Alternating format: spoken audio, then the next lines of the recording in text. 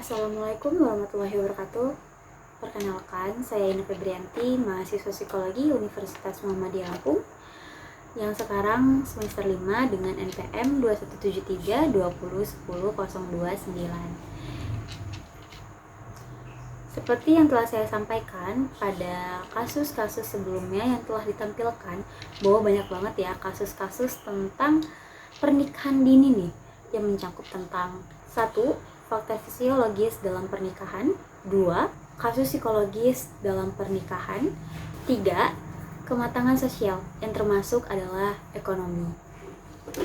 Dalam undang-undang telah disampaikan untuk menjaga kesehatan suami dan istri ataupun keturunan perlu ditetapkan batas-batas umur dalam pernikahan. Bab 2 pasal 6 ayat 2 untuk melangsungkan pernikahan atau perkawinan, orang yang belum mencapai 21 tahun diperlukan izin orang tua. Bab 2 pasal 7 ayat 1 dijelaskan perkawinan hanya diizinkan jika pihak pria sudah mencapai 19 tahun dan pihak wanita sudah mencapai 16 tahun. Menurut Bimo Walgito, pada saat umur tersebut sudah masuk dan pasangan tersebut sudah dapat membuahkan keturunan karena sisi biologis atau fisiologisnya, alat-alat untuk memproduksi keturunan telah dapat menjalankan fungsinya. Nah, di sini kita akan membahas nih beberapa poin yang mencakup 1. Mengapa hubungan umur dan peranan fisiologis itu sangat penting dalam pernikahan. 2. Mengapa hubungan umur dan psikologi itu sangat penting dalam pernikahan. Yang ketiga, mengapa hubungan umur dan kematangan sosial itu sangat penting dalam pernikahan. Dan yang keempat, umur berapa sih yang ideal dalam pernikahan. Yang kelima, perbedaan umur antara suami dan istri. Poin pertama, kita akan membahas mengapa hubungan umur dan fisiologis itu sangat penting dalam pernikahan. Usia dapat mempengaruhi kesehatan reproduksi dan kesuburan. Pasangan yang lebih muda mungkin memiliki resiko kehamilan yang lebih rendah atau kesuburan yang lebih tinggi. Pemahaman tentang hubungan ini membantu pasangan untuk membuat keputusan perencanaan keluarga yang lebih bijaksana dan dapat mengatasi resiko reproduksi.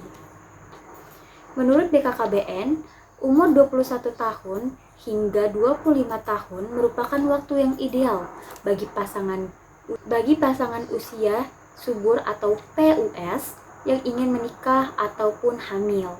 Di bawah usia 20 tahun memiliki berbagai resiko yang dapat membahayakan keselamatan ataupun keselamatan nyawa seorang anak perempuan.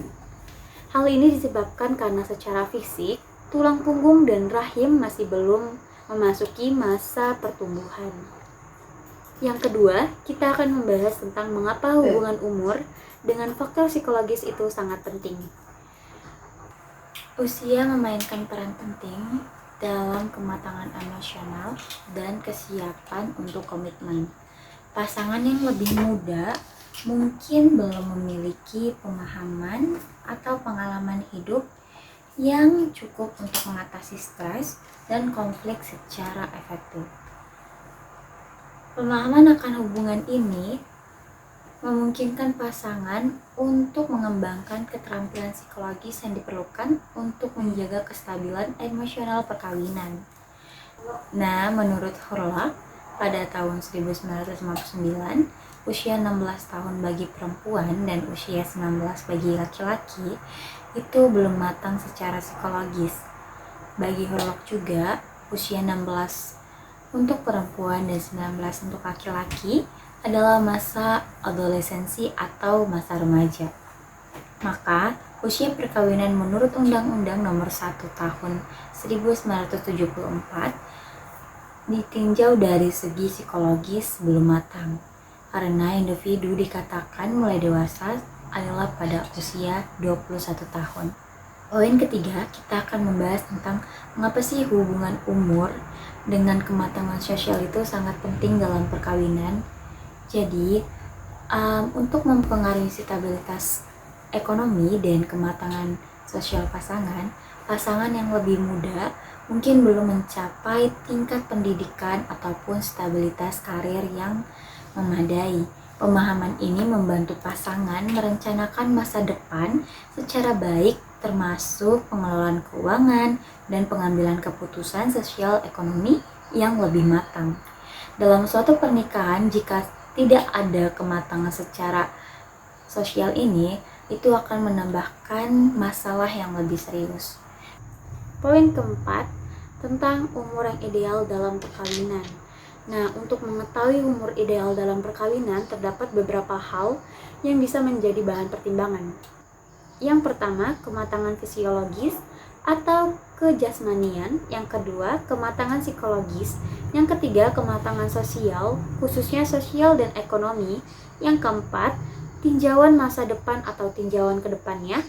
Yang kelima, perbedaan perkembangan antara pria ataupun wanita. Nah, poin kelima membahas tentang perbedaan umur suami dan istri.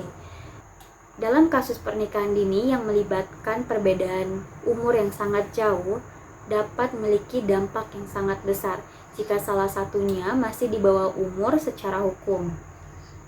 Pernikahan dini juga seringkali terkait dengan risiko kesehatan dan pendidikan yang tinggi bagi pasangan yang lebih muda. Pemahaman tentang perbedaan usia membantu mengidentifikasikan potensi masalah dan merancang hubungan yang sesuai.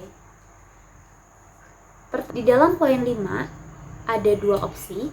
Yang pertama, suami lebih tua dari istri itu disarankan karena dari segi perkembangan wanita akan mencapai kematangan lebih awal dibandingkan dengan pria.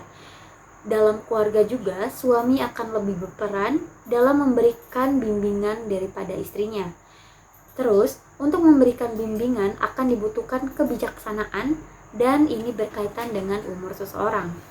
Nah, untuk yang keduanya ini, istri lebih tua dari suami tidak disarankan, dikarenakan istri yang lebih tua perkembangan psikologisnya jauh akan mencapai kematangannya lebih dahulu, sehingga besar kemungkinan pandangan sikap maupun pendapat mengenai suatu hal akan jauh lebih berbeda.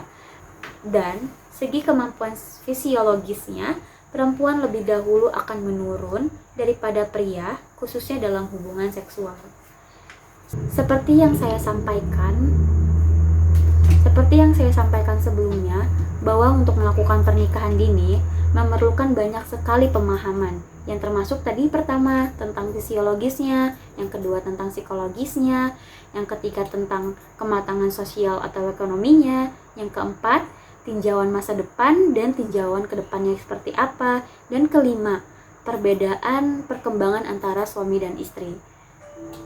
Jadi, untuk kalian yang ingin melakukan pernikahan muda atau pernikahan dini, disarankan untuk mulai menggali tentang apa sih yang harus dilakukan sehingga bisa menjadi ataupun mengatasi masalah-masalah sebelumnya.